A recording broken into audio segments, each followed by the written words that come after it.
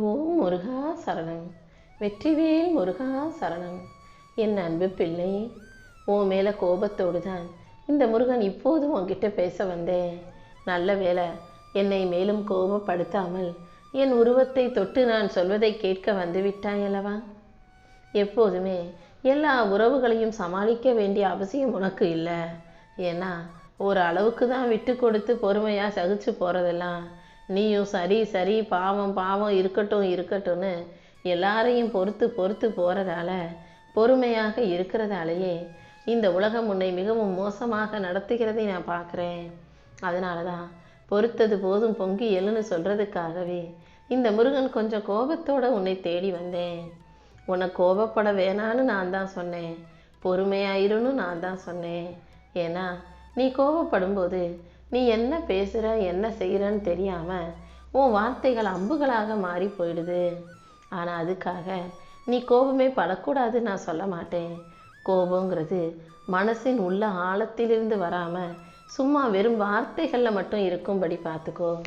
உண்மையாகவே ஒருத்தர் மேலே வெறுத்து கோபப்பட்டு கத்துறதுக்கும் சும்மா மேலோட்டமாக நீ இதை செய்யாத எனக்கு பிடிக்காதுன்னு வார்த்தைகளில் கோபத்தை வெளிப்படுத்துவதற்கும் வித்தியாசம் இருக்கிறதல்லவா? ஒரு தாய் தன் பிள்ளைகளை கோபப்பட்டு திட்டுவாங்க, அடிப்பாங்க, ஆனால் வெறுக்க மாட்டாங்க. அதே போல தான் உன்னுடைய கோபம் இருக்கணும். வெறும் வார்த்தைகளில் மட்டும் உனக்கு பிடிக்காததை ஒருவர் செய்யும்போது அது உனக்கு பிடிக்கலன்றதை தெரியப்படுத்தும் விதமாக வார்த்தைகளில் கோபத்தை வெளிப்படுத்து. கோபங்கிறது உன்னை பாதுகாக்கும் ஒரு கேடயமாக இருக்கும்படி பார்த்துக்கோ. ஏன்னா நீ கோபப்படக்கூடாதுன்னு எல்லாத்துக்கும் ரொம்ப பொறுமையாக சகிச்சு போகிறனால இந்த உலகம் உன்னை ஏமாளியாகவும் கோமாளியாகவும் ஆக்க நினச்சா அதை பார்த்துக்கிட்டு என்னால் எப்படி சும்மா இருக்க முடியும்?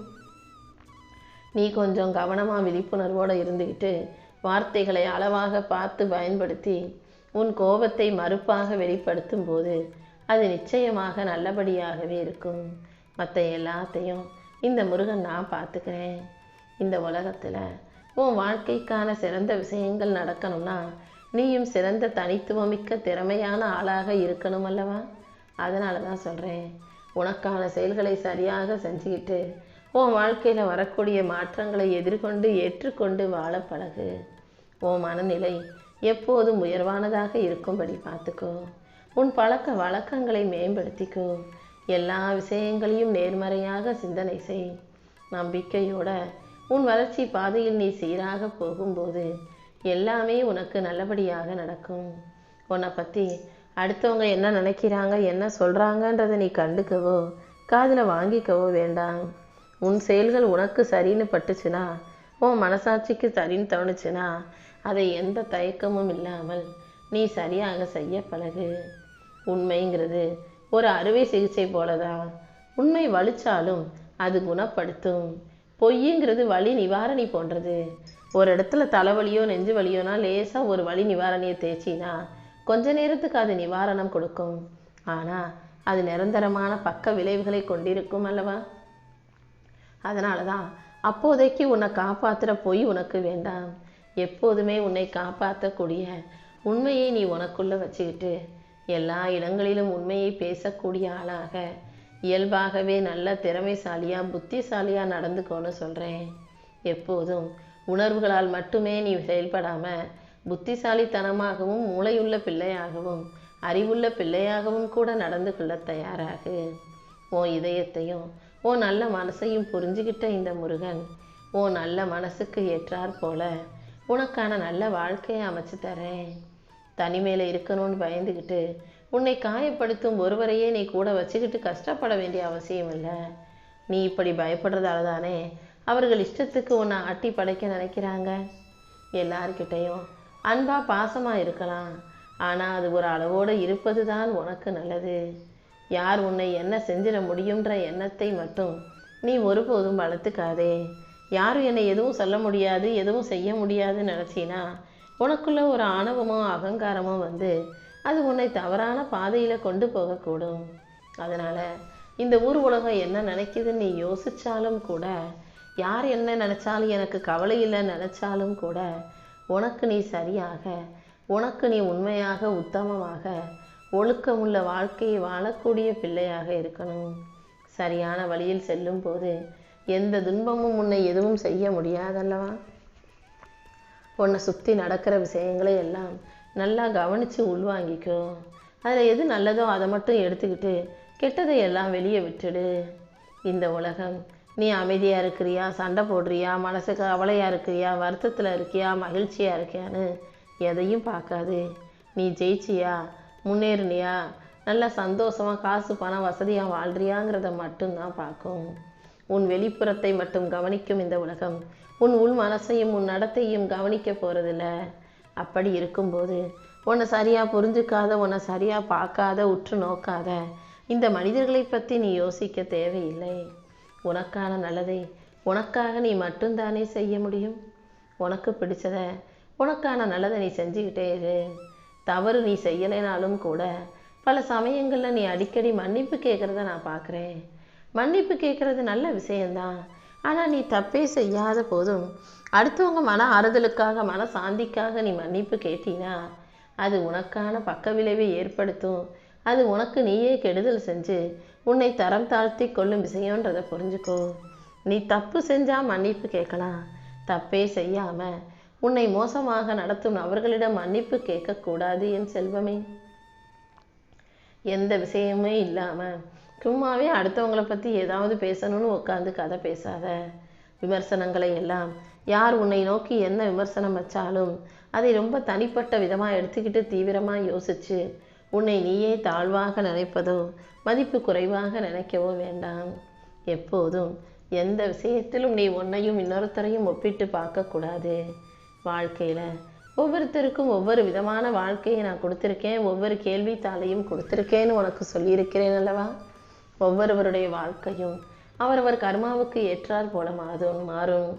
உனக்கு அமைஞ்ச வாழ்க்கையை நீ சரியாக வாழ்ந்தினா போதும். அடுத்தவங்க என்ன சொல்லுவாங்களோ என்ன நினைப்பாங்களோன்ற கவலை உனக்கு வேண்டாம். நீ தனியாக இருந்தாலும் சரி, அல்லது குடும்பத்தோட கூட்டு குடும்பத்தில் அல்லது உறவுகளோட நண்பர்களோட எப்படி ஒற்றுமையாக இருந்தாலும் சரி, நீ கடினமாக உழைச்சி நீ சம்பாதிச்சாதானே உனக்கு வருமானம், உனக்கு செல்வம். அதனால் நீ எப்போதும் உழைக்க தயாராகு. நன்றாக உடை அணியவும், ஆரோக்கியமாக சாப்பிடவும், உடம்பை நல்லபடியாக பாதுகாக்கவும் தயாராகு. அளவாக பேசு, அதிகமாக செயல்படு. உன் வாழ்க்கையை நீ சந்தோஷமாக வாழு. கனிவாக, பொறுமையாக, பணிவாக பேசும் பழக்கத்தை உனக்குள்ளே வச்சுக்கோ.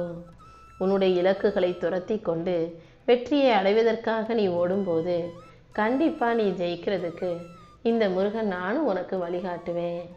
சில சமயங்களில் நீ அடுத்தவங்களுக்கு நன்றி உணர்வோடு நடந்துக்கிறியான்றதுக்காக, அடுத்தவங்க உனக்கு ஏதாவது கொடுத்தா நீ அதை திருப்பி கொடுப்பியான்றதுக்காக நான் உனக்காக சில சோதனைகளை வைப்பேன். நான் செய்யும் சோதனைகளை எல்லாம் நீதான் கவனமாக கடந்து வரணும் என் செல்வமே. சில சமயங்களில் நீ கேட்டதை நான் உனக்கு உடனே கொடுத்து நீ எப்படி நன்றி உணர்வோடு நடந்துக்கிறியான்றதை நான் சோதிப்பேன். சில சமயம் நீ கேட்பதை உனக்கு கொடுக்காம அப்போதும் நீ என்னை வழிபடுறியா அல்லது என்னை வணங்காமல் என்னை கடந்து போறியான்றதை நான் சோதிப்பேன். சில சமயங்களில் நீ கேட்டதை கொடுக்காம உன் பொறுமையை சோதிக்கும் விதமாக உன்னை காத்திருக்கவும் செய்வேன். எப்படி எந்த விதத்தில் உன்னை சோதித்தாலும் நீ என்ன செய்கிறன்றது தான் என்னுடைய நோக்கமாக மட்டும் இருக்கும். ஒரு சிறந்த காரியத்துக்காக தான் இந்த முருகன் எப்போதும் உன்னை தயார்படுத்துகிறேன்றதை புரிஞ்சுக்கோ. சில சமயங்களில் ஒரு சிலர் உன்னை விட்டு விலகி போகிறதுக்கு காரணம் நீ அவங்க மேலே அக்கறை செலுத்துதல்ன்றதுக்காக இல்லை, அவர்களுக்கு உன் மேலே அக்கறை இல்லாததால் தான் காரணம் என்பதை புரிந்துகொள். இந்த உலகம் எப்படி இருந்தாலும், இந்த மனிதர்கள் எப்படி இருந்தாலும், நீ எப்போதும் நீயாக உனக்கான செயல்களை சரியாக செய்யக்கூடிய ஆளாக இரு. உன் வாழ்க்கையில் நீ நிறைவேற்ற வேண்டிய நோக்கமும் லட்சியமும் இருக்குது. அதை நீ சரியாக செய்யும்போது எந்த விதத்திலும் நீ தோற்று போக நான் விட்டுட மாட்டேன். உன்னுடைய சுற்றி இருக்கக்கூடிய பணமும் சொத்து சுகமும் சுற்றியுள்ள மனிதர்களும் எப்படி வேணா இருக்கலாம். ஆனால் நீ எப்போதும் தைரியத்தோடு துணிவோடு உனக்கான செயல்கள் அனைத்தையும் சரியாக செய்யக்கூடிய ஆளாக இரு. ஒழுக்கமற்ற விஷயங்களில் கவனம் செலுத்தாமல் ஒழுக்கமான, அன்புள்ள, பொறுப்பான, பொறுமையுள்ள பிள்ளையாக நீரு. எல்லா சூழ்நிலைகளிலும் அமைதியாக கையாளும் பக்குவத்தை உனக்குள்ள வளர்த்துக்கோ. மனசுக்குள்ள வெறுப்புணர்ச்சியும் கசப்புணர்ச்சியும் உனக்கு வரக்கூடாது. அவங்கவங்க செய்கிற நல்லது கெட்டதுக்கு அவங்கவங்க அனுபவிப்பாங்கன்ற எண்ணத்தை உனக்குள்ள வச்சுக்கோ. உன் இதயம் உறுதியாக இருக்கும்போது உன் பாதை தானாகவே தெளிவானதாக மாறிடும். காலப்போக்கில் அனைத்தையும் சரி செஞ்சு உனக்கான நல்லதையெல்லாம் இந்த முருகன் நான் நடத்தி கொடுப்பேன். மனிதர்களுடைய வாழ்க்கையிலேயே மிகப்பெரிய தொல்லையாகவும் சவாலாகவும் இருப்பது காலம்தான். காலம் எப்போ யாருக்கு எப்படி மாறும்னு சொல்ல முடியாதல்லவா? மனிதன் கவலைப்பட்டே காலத்தை வீணாக்கிடாம, வருத்தப்பட்டே வாழ்க்கையும் பொழுதையும் போக்கிடாம, காலத்தை அதற்கேற்றாற் போல சமாளிக்க கற்றுக்கணும். உன் வாழ்க்கையில் காலமும் நேரமும் சூழ்நிலையும் எப்படி இருந்தாலும் நீ அதை சமாளிக்கக்கூடிய புத்திசாலி பிள்ளையாக இருந்தீனா உன் வாழ்க்கையில் எப்போதும் ஏற்றம் இருக்கும். உன் கவலையையும் உன் மன உளைச்சலையும் அப்புறப்படுத்திட்டு மனசை மகிழ்ச்சியாக வச்சுக்கிட்டு வாழ்க்கையை வெற்றி பெற தயாராகு. எப்போதும் உன்னை காப்பாற்றி உனக்கான நல்லதை செய்ய இந்த முருகன் இருக்கும்போது நீ எதுக்காகவும் வருத்தப்பட வேணாம். காலத்துக்கும் நேரத்துக்கும் மாறாமல் எப்போதும் ஒரே மாதிரி வாழ்ந்து உழைத்து கொண்டே இருக்கும்போது கண்டிப்பாக உன்னால் ஜெயிக்க முடியும். நடக்கிற விஷயங்களை ஏற்றுக்கோ, நடக்காத விஷயங்களை அப்படியே விட்டுவிடு. நீ அக்கறையை அடுத்தவங்க மேலே வச்சிருக்கியா இல்லையான்றது முக்கியமல்ல. நீ உன் மேலே அக்கறை வச்சு உனக்கான செயல்களை சரியாக செஞ்சினாலே உன் வாழ்க்கை மாறின பிறகு, உயர்ந்த பிறகு மற்றவர்கள் தானாகவே உன்னை தேடி வருவாங்க. நீ எந்த அளவுக்கு அமைதியோடும் பொறுமையோடும் நம்பிக்கையோடும் உன் வாழ்க்கையை வாழ்றியோ அந்த அளவுக்கு உனக்கான நல்ல விஷயங்கள் நிச்சயமாக நடக்கும். சரியான நேரம் வரும்போது அனைத்தும் தானாகவே உன்னை தேடி வரும்படியும் உன் வாழ்க்கையில் வெற்றி உண்டாகும்படியும் இந்த முருகன் செய்வேன். உன்னை சுற்றி நடக்கிற அனைத்தையும் நடத்தி கொண்டிருக்கும் இந்த முருகன் உனக்கு நடக்க வேண்டிய நல்ல விஷயங்களையும் நிச்சயமாக நீ எதிர்பார்ப்பதை விட உனக்கு சிறப்பாக நடத்தி கொடுக்க தான் போகிறேன். உன் வாழ்க்கையில் ஒவ்வொரு அத்தியாயத்தையும் நான் தானே எழுதிக்கிட்டு இருக்கேன். கண்டிப்பாக நீ தோற்று போகும்படியோ தனியாக கஷ்டப்படும்படியோ நான் எழுத மாட்டேன். வெறிச்சோடி இருக்கும் உன் வாழ்க்கையில் உனக்கு துணையாக நான் இருந்து உன்னை உயர்த்தி உன் வாழ்க்கைக்கான மாற்றங்கள் அனைத்தையும் நிகழ்த்தி கொடுப்பேன்.